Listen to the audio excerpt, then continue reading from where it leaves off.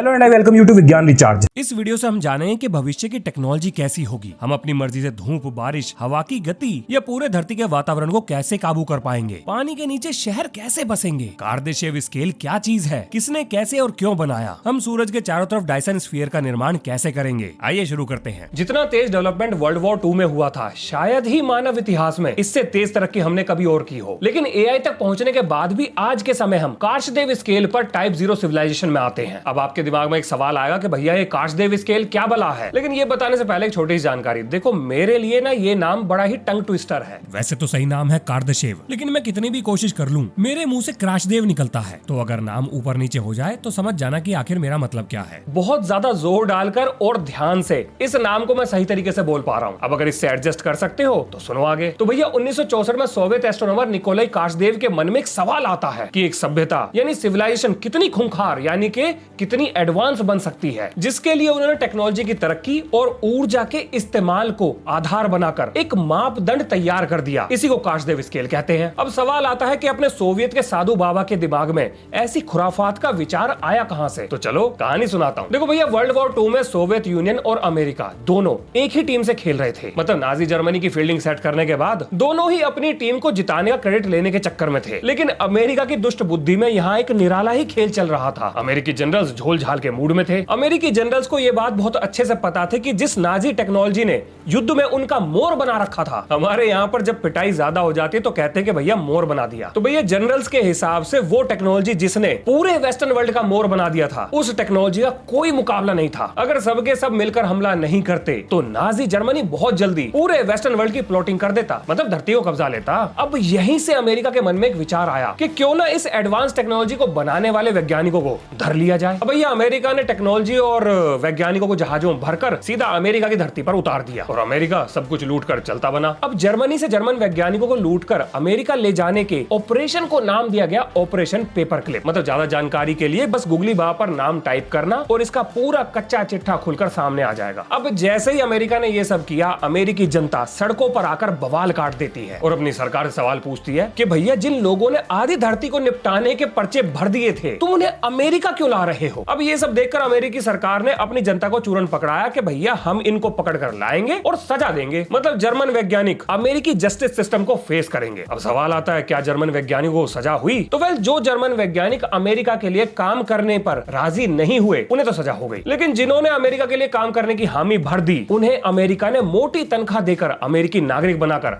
अपने यहाँ पर रख लिया। सारे गुनाह माफ, पूरा रिकॉर्ड साफ। उदाहरण के लिए वर्नर वॉन ब्रॉन अमेरिका को चांद की छाती पर उतारने वाला नाजी जर्मन वैज्ञानिक था। अमेरिका ने भाई साहब को पूरे सम्मान के साथ अमेरिकी नागरिक बनाया था। अब यहाँ पर आपके दिमाग में एक सवाल आना चाहिए कि जब अमेरिका ये सब कर रहा था, मतलब लूट खसोट कर रहा था, तब सोवियत वाले क्या कर रहे थे? तो भैया सोवियत वाले भी संस्कारी ना थे। अमेरिका की लूट खसोट को देखकर उन्होंने भी लूटपाट शुरू कर दी और बच्चे कुछ जर्मन वैज्ञानिकों को उठा लिया। देखो, उस जमाने में दुनिया में सिर्फ अमेरिका के पास ही न्यूक्लियर ताकत थी। यहाँ से पावर का इंबैलेंस पैदा हुआ, जिसकी वजह से यूएसएसआर के मन में डर पनपा कि कल को अमेरिका अपनी बात मनवाने के लिए उसके ऊपर भी बॉम्ब गिरा सकता है। नतीजा ये निकला कि सोवियत यूनियन ने अपने वैज्ञानिकों को पागलों की तरह बॉम्ब बनाने के पीछे लगा दिया। अब यहाँ पर एक समस्या थी कि सोवियत साइंटिस्ट कुर्चेतोव के पास बॉम्ब का डिजाइन तो था, लेकिन वो यूरेनियम को प्योर करने की टेक्नोलॉजी नहीं जानते थे। अब ये टेक्नोलॉजी थी जर्मन। तो ऑपरेशन ओसो वाइकिम के अंडर सोवियत यूनियन ने जर्मन वैज्ञानिकों को जर्मनी से उठवा लिया और इसी के बाद जर्मन वैज्ञानिकों ने सोवियत वैज्ञानिकों को यह सिखाया कि भैया बॉम्ब कैसे बनेगा, जिसका नतीजा ये निकला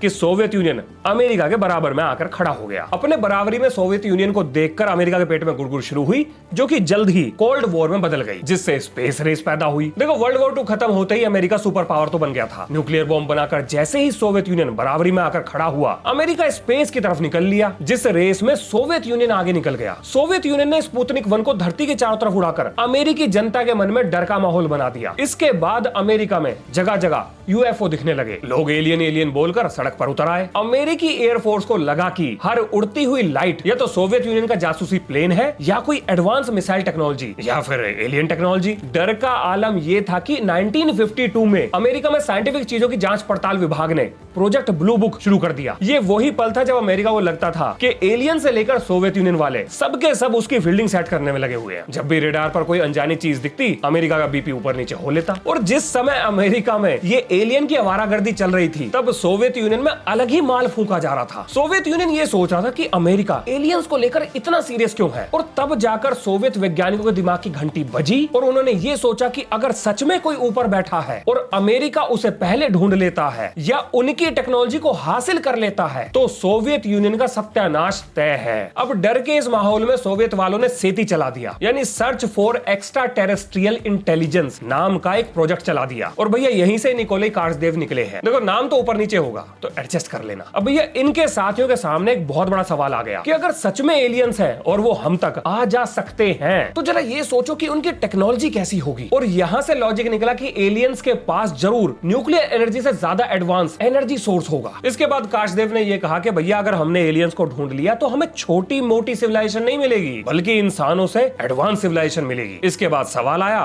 कि भैया कितनी एडवांस होगी। तो इसी के जवाब के रूप में काशदेव ने एक स्केल बनाया जिसमें टाइप 0 से लेकर टाइप 5 तक सिविलाइजेशन को ऊर्जा के उत्पादन और इस्तेमाल के आधार पर बांट दिया गया, जिसे बाद में जाकर एवं टाइप 7 तक बढ़ा दिया गया। देखो सारे डॉट कनेक्ट हो गए। पहले वर्ल्ड वॉर 2 हुआ, फिर जर्मन साइंटिस्ट उठा लिए गए, फिर स्पेस रेस शुरू हुई, जिसके बाद अमेरिका में यूएफओ दिखने लगे, फिर सोवियत वालों ने यूएफओ वाले मामले को सीरियस ले लिया और यहीं से काशदेव स्केल निकला। अब सवाल आता है क्या अभी भी हम एलियंस को ढूंढ रहे हैं? तो जवाब है बिल्कुल ढूंढ रहे हैं। भारत के इसरो से पीआरएल और एसएसी ये एलियंस के पीछे पड़े हुए हैं। और भाई साहब 2022 में नासा ने सिर्फ एलियंस को ढूंढने के लिए अपनी एक यूएपी डिवीजन बना दी है। इसरो के फॉर्मर चीफ एस सोमनाथ ने तो ऑन रिकॉर्ड ये बात कही है कि एलियंस यूनिवर्स में है, बस उन्हें ढूंढना बाकी है। So I always believe that there is alien around us, no doubt about it. अब इतने बड़े बड़े ज्ञानी लोग ये बात बोल रहे हैं तो उन्हें कुछ तो ऐसा जरूर पता होगा जो आपको और मुझे शायद नहीं पता। अब ये आपके ऊपर है कि आप इस बात पे यकीन करें या ना करें। अपन वापस काशदेव स्केल पर चलते हैं। देखो आपके मन में भी ये सवाल आ रहा होगा कि भैया हमें टाइप 0 सिविलाइजेशन क्यों कहा जाता है। अब देखो इसको समझने के लिए आपको ये समझना पड़ेगा कि ये स्केल चलता कैसे है। देखो निकोलाई काशदेव ने ये बात बोली थी कि कोई सिविलाइजेशन कितना एडवांस होगा ये इस बात से तय होगा कि वो अपने पास मौजूद एनर्जी का कितना प्रतिशत सही से इस्तेमाल कर पा रहा है। अब इस बात का क्या मतलब हुआ? तो भैया इस बात का मतलब हुआ ये कि अभी हम अपनी तरक्की की गाड़ी को पेट्रोल और डीजल के भरोसे खींच रहे हैं, मतलब कोल पेट्रोल डीजल के भरोसे खींच रहे हैं। लेकिन लेवल 1 बनने के लिए हमें धरती पर आने वाली सूरज की पूरी रोशनी, मतलब सूरज की पूरी ऊर्जा, सारे वोल्केनोज, ओशियंस, विंड एनर्जी और वेदर को कंट्रोल करना पड़ेगा। मतलब अपनी भगवान वाली फील देने वाली टेक्नोलॉजी डेवलप करनी पड़ेगी। हवाओं की गति, धूप, धूल, बारिश, सर्दी, गर्मी, हर चीज हमारे इशारों पर काम करे। अगर ये सब हम कर पाते हैं तब हम टाइप 1 सिविलाइजेशन कहलाएंगे। अभी के समय तो हम धरती पर पड़ने वाली सूरज की ऊर्जा का मात्र 1% भी इस्तेमाल नहीं कर पा रहे हैं। भैया मशहूर फिजिसिस्ट मिचियो काकू ने हमें 0.7 के स्केल पर रखा है और ये बोला है कि अगले 100-200 साल में हम टाइप 1 सिविलाइजेशन बन जाएंगे। लेकिन 0.7 थोड़ा अटपटा सा लग रहा है, इसलिए टाइप 0 ही मान लो। अब आपको ये लग रहा होगा कि ऐसा होगा कैसे? भाई साहब होगा कैसे ये भी बताऊंगा, लेकिन जरा एक वार्निंग के बारे में सुन लो जो काशदेव ने दी थी। काशदेव ने ये कहा था कि टाइप 0 से टाइप 1 बनने का सफर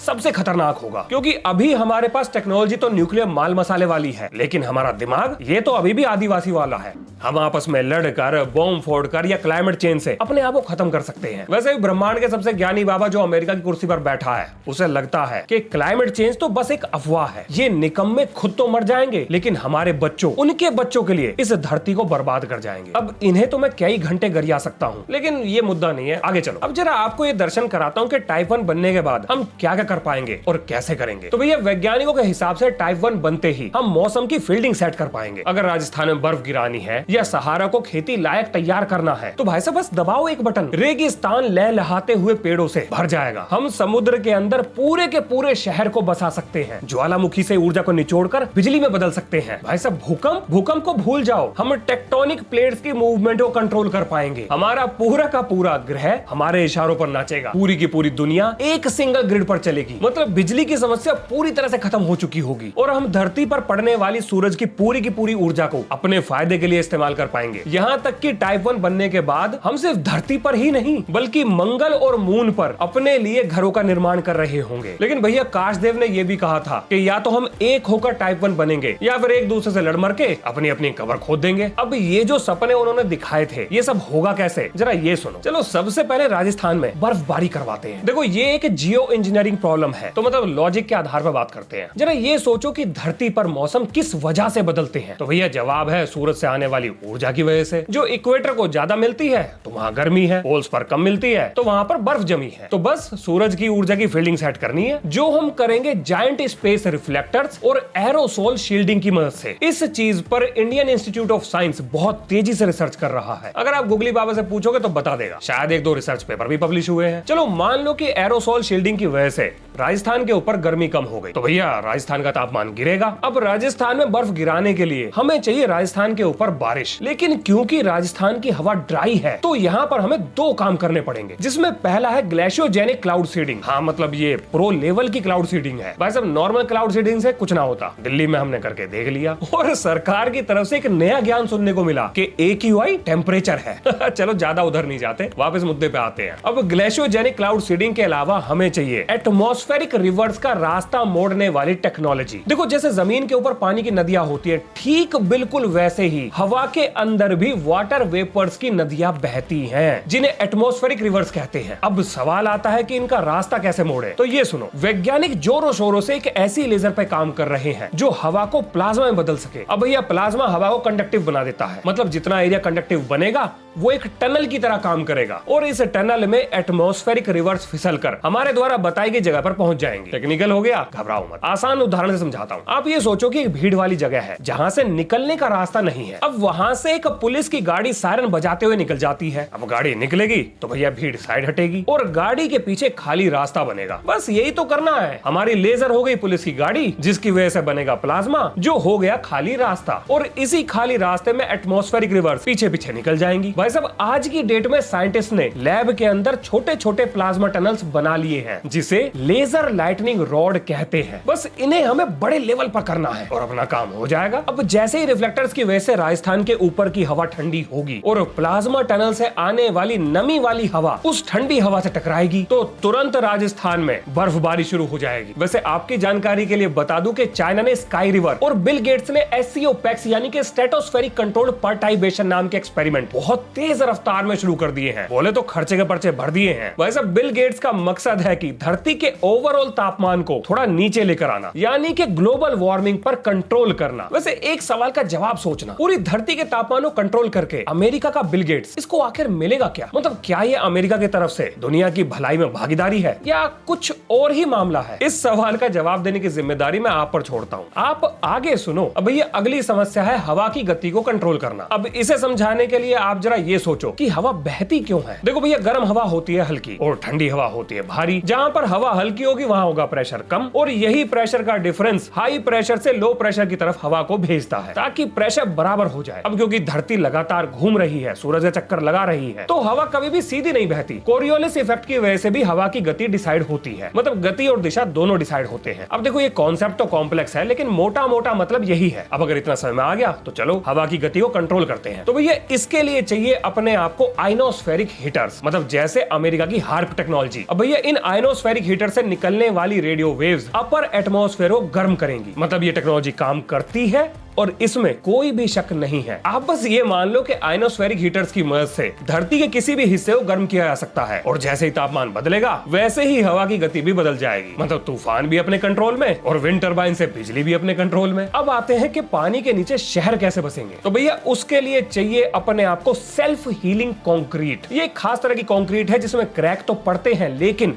अपने आप रिपेयर हो जाते हैं। कैसे हो जाते हैं? अब जरा ये समझो। आप ये सोचो कि जब हमारी स्किन पर कट लग जाता है तो कुछ दिन बाद वो अपने आप ही भर जाता है। अब यहीं से वैज्ञानिकों ने कंक्रीट के अंदर छोटे छोटे बैक्टीरिया वाले कैप्सूल्स को सुला दिया, साथ में उनका खाना कैल्शियम लैक्टेट भी उसके अंदर भर दिया। अब इन बैक्टीरिया को जागने के लिए चाहिए पानी और हवा। तो भैया मान लो कि समुद्र के नीचे आपने एक दीवार बना रखी थी, उसमें क्रैक आ गया। मतलब जैसे ही बैक्टीरिया तक पानी पहुंचता है उसे लगता है कि उठो भाई पार्टी शुरू हो गई। अब जागने के बाद बैक्टीरिया कैल्शियम लैक्टेट को खाते हैं और कैल्शियम कार्बोनेट में बदल देते हैं। ये चूना उस दरार को धीरे धीरे भर देता है और दीवार चार का जोड़ पहले से ज्यादा मजबूत हो जाता है। और समुद्र के नीचे तो ये काम और तेजी से होता है, क्योंकि समुद्र का प्रेशर लाइमस्टोन को दरार के अंदर सेट होने में मदद करता है। अब सवाल आता है कि पानी के नीचे शहर बसाने की ठेकेदारी ये किसके पास है? तो ये ठेकेदारी सिम ISU कॉर्पोरेशन ने उठा रखी है। इन्होंने पानी के नीचे शहर बसाने के पेटेंट हासिल कर लिए हैं, मतलब ब्लूप्रिंट तैयार है और पायलट प्रोजेक्ट शुरू कर दिया है। अब आते हैं ज्वालामुखी से बिजली बनाने पर। तो भैया देखो, फिनलैंड में उसकी जरूरत की 25% बिजली वो जियोथर्मल एनर्जी से बनाता है। बोले तो जमीन में गड्ढे खोदो, उसमें पानी भरो, जो स्टीम में बदलेगी, वहां से स्टीम टरबाइन चलेगी और बिजली बनेगी। तो ये काम तो ज्यादा मुश्किल ना है, ये अपन लोग कर लेंगे। अब देखो, इन सारे कामों को ताबड़तोड़ रफ्तार पर करने के लिए हमें चाहिए AI, जिसे तेजी से काम करने के लिए चाहिए प्रोसेसिंग पावर। अब प्रोसेसिंग पावर आती है एडवांस माइक्रो प्रोसेसर्स और कंप्यूटर चिपसेट से, लेकिन ये खाते हैं बहुत ज्यादा बिजली। मतलब घूम फिर के सारा खेल ऊर्जा पर ही आकर रुकता है। मतलब कुल जमा बात ये है कि अभी ऊर्जा खर्च करोगे तो भविष्य में ऊर्जा पाने के रास्ते खुल पाएंगे। अब देखो, ऊर्जा पाने के लिए न्यूक्लियर की लंका तो हम पहले लगा चुके हैं। मतलब न्यूक्लियर रिएक्टर से तो अपना काम बनता ना, अपन को चाहिए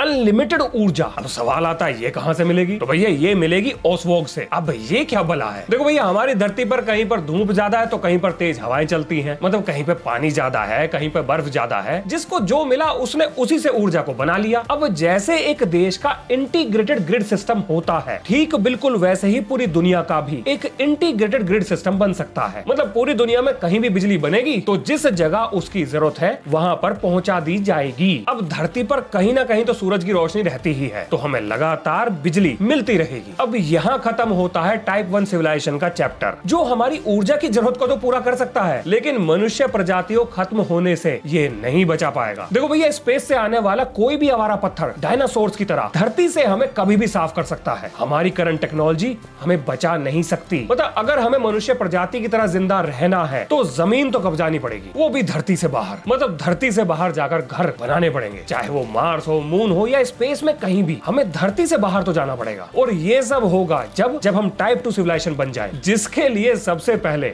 हमें बनाना होगा डायसन स्फीयर। आओ बताता हूँ कि ये क्या चीज है। तो भैया, ये है ब्रह्मांड का सबसे बड़ा बिजली घर, जिसे दुनिया डायसन स्फीयर के नाम से जानती है। अब आप सोच रहे होंगे कि ये किस तीरंदाज के दिमाग की उपज है। तो भाई 1960 में एक फिजिसिस्ट थे फ्रीमैन डायसन। इनके दिमाग में एक ऐसी खुराफात आई जो उस समय के हिसाब से बिल्कुल पागलपन था। मतलब उन्होंने ये बोला कि अगर हमें टाइप 2 सिविलाइजेशन बनना है तो सूरज से आने वाली थोड़ी बहुत धूप से अपना काम न चलेगा, हमें पूरे के पूरे सूरज को अच्छी तरह से लपेटना पड़ेगा। अब इसके बाद खोपड़ी की झोपड़ी की बत्ती जली और आइडिया आया कि एक स्वार्म यानी कि लाखों करोड़ों सोलर सैटेलाइट्स का एक जाल बनाकर सूरज के चारों तरफ बिछा देते हैं। ये सैटेलाइट सूरज की किरणों को सोखकर सीधा धरती पर भेज देंगे। अब कैसे भेजेंगे, ये समस्या आपके और मेरे सुलझाने के लिए इन्होंने छोड़ दी। लेकिन बड़ा सवाल ये है, क्या ऐसा हो सकता है? तो देखो भैया, अभी तो है हम टाइप 0 पर, लेकिन जैसे ही हम टाइप 1 बनेंगे शायद इस समस्या को सुलझा ही लेंगे। अभी के लिए तो वैसे भी धरती पर सबके आंकड़े काकड़े फंसे हुए हैं, रशिया का यूक्रेन से, अमेरिका का सबसे। अब भैया इनसे निपटे तब जाकर बात आगे बढ़े। लेकिन साइंटिस्ट चुपचाप नहीं बैठे हैं। भाई साहब, 2015 में टेबी स्टार नाम के एक तारे ने पूरी दुनिया के एस्ट्रोनॉमर्स के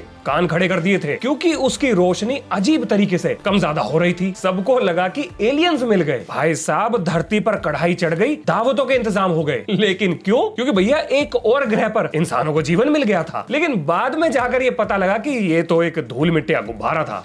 ऐसी खबरें सुनाकर वैज्ञानिक हमारे मजे लेते रहते हैं। इस खबर पर और ज्यादा जानकारी के लिए इंटरनेट के दुग्गल साहब यानी कि गूगल बाबा से पूछ लेना, वो आपको सब बता देंगे। लेकिन अभी के लिए जरा ये सोचो कि अगर कल को हमें डायसन स्फीयर बनाना पड़ जाए तो ये काम होगा कैसे? वैसे इसका एक प्लान बनाया तो गया है, चलो आपको भी बता देता हूँ उसके बारे में। देखो, अभी के लिए समस्या ये है कि डायसन स्फीयर बनाने के लिए जितना लोहा लंगड़ अपने को चाहिए वो भैया धरती पर तो मिलता ना। तो अब अपन क्या करेंगे? तो भैया हम लोग मरकरी यानी कि बुध ग्रह की फील्डिंग सेट करेंगे। देखो, मरकरी सूरज के पास है और मेटल से भरा पड़ा है। हमें तो मरकरी पर वॉन न्यूमैन प्रोब्स भेजने हैं। नाम सुन के घबरा मत जाना, अभी बताता हूँ ये क्या बला है। देखो, अगर आप स्पेस रिलेटेड न्यूज पर नजर रखते हो तो आपने इसका नाम जरूर सुना होगा। ये ऐसे रोबोट्स हैं जो मरकरी पर जाएंगे, वहां लोहे से अपनी कॉपी बनाएंगे और फिर वो कॉपीज और कॉपीज बनाएगी। मतलब देखते ही देखते पूरा ग्रह फैक्ट्री में बदल जाएगा। ये रोबोट्स मरकरी को खोद खोद कर सोलर पैनल बनाकर सूरज के चारों तरफ लॉन्च करेंगे। अब क्योंकि मरकरी पर टेम्परेचर काफी हार्श है तो ये रोबोट्स लगातार अपनी कॉपीज यानी कि अपने रेप्लिका बनाते रहेंगे और काम करने वाली मशीनरी की कमी को पूरा करते जाएंगे। धीरे धीरे पूरा मरकरी डायसन स्फीयर में या डायसन स्वार्म में बदल जाएगा। आपको ये सुनने में धांसू प्लान लग रहा होगा, लेकिन भाई साहब ये सब करने के लिए हमें टाइप 1 बनना पड़ेगा? उससे पहले तो कुछ ना होता। असल में डायसन स्फीयर बनाना प्रॉब्लम नहीं है, बल्कि ऐसे रोबोट्स बनाना है जो मरकरी पर जाकर इतने हार्श एनवायरनमेंट में बिना किसी परेशानी के अपने काम को निपटा सके। अभी के लिए मतलब आगे के लिए भी ये एक बड़ी इंजीनियरिंग प्रॉब्लम है। अगर किसी दिन वॉन न्यूमैन प्रोब्स बन गए तो ये समस्या लगभग सुलझ ही जाएगी। अब देखो, आप में से कुछ लोग ये भी सोच रहे होंगे कि अगर हमने सूरज को ढक दिया तो भैया धरती पर अंधेरा नहीं हो जाएगा? और ये जो बुध ग्रह की आपने बिल्डिंग सेट करी है, मतलब सोलर सिस्टम से ये निकलेगा, तो इसका धरती पर क्या असर पड़ेगा? तो देखो भैया, डायसन स्फीयर आपका मच्छरदानी की तरह होगा। जैसे एक मच्छरदानी में से अगर टॉर्च की रोशनी को बाहर निकालें तो वो रोशनी बड़े आराम से बाहर निकल जाएगी, लेकिन मच्छरदानी पर भी पड़ेगी। तो बिल्कुल ठीक इसी तरीके से धरती पर आने वाली रोशनी में तो कोई कमी नहीं आएगी, लेकिन हमारा डायसन स्फीयर उस वेस्ट होने वाली ऊर्जा को इस्तेमाल कर लेगा। अब जरा मरकरी की भी सुन लो। तो भैया, वैज्ञानिकों के अभी के हिसाब किताब के मुताबिक अगर मरकरी का चैप्टर निबट भी जाता है तो इससे धरती की सेहत पे कोई खास प्रभाव नहीं पड़ेगा। मतलब अभी के गुणा भाग से तो यही पता लगता है, लेकिन अगर बाद में कुछ ऊपर नीचे हो गया तो वैज्ञानिक वही करेंगे जो हवा करते हैं। वी आर सॉरी, लेकिन अगर अपने वैज्ञानिकों का तुक्का चल निकला तो धरती पर हमेशा हमेशा के लिए ऊर्जा की समस्या समाप्त हो जाएगी। आइए अब आपको बताता हूं कि टाइप 1 से लेकर टाइप 5 में क्या फर्क है। देखो, टाइप 1 होता है प्लेनेटरी सिविलाइजेशन, यानी कि अपने ग्रह पर मौजूद ऊर्जा के सभी स्रोतों का पूर्ण इस्तेमाल कर पाना। इसी को टाइप 1 सिविलाइजेशन की कैटेगरी में रखा गया है, जिसे बनने में अपन को अभी 100-200 साल लग जाएंगे। लेकिन टाइप 2 होता है आपका स्टेलर सिविलाइजेशन, यानी कि एक ऐसा सिविलाइजेशन जो अपने तारे की पूरी ऊर्जा को अपने फायदे के लिए इस्तेमाल कर पाए, जिसके लिए उसे मेगा स्ट्रक्चर्स बनाने पड़ेंगे। अब ये टाइप 3 होता है गैलेक्टिक सिविलाइजेशन। ये पूरी की पूरी गैलेक्सी की एनर्जी को अपने फायदे के लिए इस्तेमाल कर पाएंगे, मतलब अलग अलग सितारों पर कब्जा कर पाएंगे, अलग अलग ग्रहों पर अपने रहने लायक चीजों का निर्माण कर पाएंगे। अब टाइप 4 होता है यूनिवर्सल सिविलाइजेशन, यानी कि पूरे के पूरे यूनिवर्स की एनर्जी पर कब्जा। इनके लिए स्पेस टाइम को मोड़ना, एक गैलेक्सी से दूसरी गैलेक्सी में जाना, ये बाएं हाथ का खेल होगा। हॉलीवुड ने ये कॉन्सेप्ट हमें स्टार वॉर्स और गार्डियन ऑफ गैलेक्सी नाम की मूवीज में दिखाया है। अब ये टाइप 5 होता है मल्टी यूनिवर्सल सिविलाइजेशन, मतलब इनके लिए एक यूनिवर्स काफी नहीं है, ये अलग अलग यूनिवर्सेस में ट्रेवल कर पाएंगे और एनर्जी को इस्तेमाल करेंगे। अब यहाँ पर आपके दिमाग में एक सवाल आना चाहिए कि टाइप 1 बनने के बाद एक मैंगो मैन यानी कि आम आदमी की जिंदगी में क्या बदलाव आएगा, मतलब नौकरी, घर, देश, सरकार, टाइप 1 बनने के बाद ये कैसे बदलेंगे। अब देखो, ये समझने के लिए पहले जरा ये सोचो कि आखिर दुनिया चलती कैसे है। आज के समय दुनिया चलती है स्कार्सिटी यानी कि कमी पर। पेट्रोल कम है, दाम बढ़ा दो, पानी कम है, लोगों को प्यासा रखो। ये जरूरत इंसान से कुछ भी करा सकती है। आज के समय चीजों की कमी ही दुनिया को चला रही है। अगर कल को सबके पेट भर गए तो कोई काम क्यों करेगा? अगर आप ये सोच रहे हो तो भाई साहब अब ये सुनो। देखो, माना टाइप 1 में एनर्जी अनलिमिटेड है, मौसम कंट्रोल्ड में है, समुद्र के नीचे और मार्स पर भी अपने प्लॉट कर चुके हैं, मतलब खाना, हवा, पानी, बीमारियां, सब चीजें अपने कंट्रोल में है। लेकिन जरा ये सोचो कि कोई आपको ये चीजें देगा क्यों? अब ऐसे तो आज के समय भी महंगी महंगी गाड़ियां हैं, लग्जरी लाइफ स्टाइल है, लेकिन फ्री में तो कुछ भी ना मिलता। तो भैया, उस समय की सुविधाओं को इस्तेमाल करने के लिए भी आपको खर्चा तो करना पड़ेगा, और इसी खर्चे को उठाने के लिए आपको काम करना पड़ेगा। मतलब आज के समय जैसी नौकरियां हैं, ये सब तो खत्म हो जाएंगी। आज तो मशीनें हमारे लिए काम करती हैं, लेकिन उस जमाने में मशीनें एडवांस हो चुकी होंगी, हम मशीनों के लिए काम करेंगे। अगर वैज्ञानिकों की मान लें तो उनके हिसाब से हम मशीनों को इमोशन समझने में मदद करेंगे ताकि वो बेहतर डिसीजन ले पाए। अब भैया, जिन लोगों के पास पैसा होगा वो तो मौज करेंगे, लेकिन जो लोग सिस्टम पर बोझ बनेंगे सबसे पहले वही रास्ते से हटेंगे। ऐसा मेरा नहीं, बड़े बड़े थिंकर्स का मानना है। देखो, भविष्य किसी को नहीं पता, पर इतिहास गवाह है कि जब जब मनुष्य ताकतवर बना है तो उसने बर्बादी को चुना है। अब जरा आप बताओ, आपको क्या लगता है, क्या हम टाइप 1 बन पाएंगे या उससे पहले ही हमारे पर्चे भर दिए जाएंगे? लिखिए अपना जवाब कमेंट में। तो यह है इस वीडियो का अंत, मिलते हैं नेक्स्ट वीडियो में। जय हिंद, जय भारत।